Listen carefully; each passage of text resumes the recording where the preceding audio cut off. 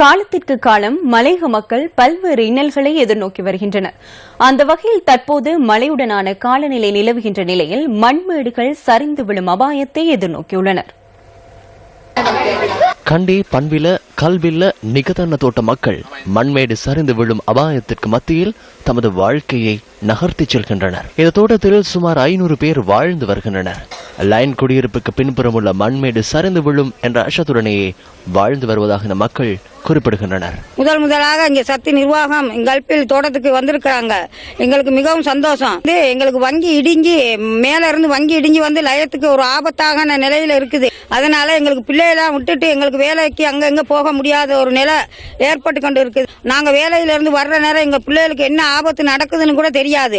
இவ்வளவு நாளைக்கு நாங்க பின்னுக்கு வெட்டி வீடு கட்டினாலும் அங்கேயும் பிரச்சனை. மின்னுக்கு நான் இவருனால தான் மின்னுக்கு கொஞ்சம் தள்ளி கட்டியிருக்கேன். இவரை வைக்கணும், கொஞ்சம் கழுவு வைக்க ஒண்ணுக்குமே எங்களுக்கு வசதி இல்ல. கடந்த 2012ஆம் ஆண்டு இந்த பகுதியில் பாரிய மண் சரிவு ஏற்பட்ட நிலையில் ஒரு வார காலம் இவர்களை தற்காலிக இடம் ஒன்றில் தங்க வைத்துள்ளனர். எனினும் அதன் பின்னர் மீண்டும் தங்களது வீடுகளுக்கு திருப்பி அனுப்பப்பட்டதுடன் அன்று முதல் அச்சத்துடனேயே தமது வாழ்க்கையை நகர்த்தி செல்வதாக இவர்கள் சுட்டிக்காட்டுகின்றனர்.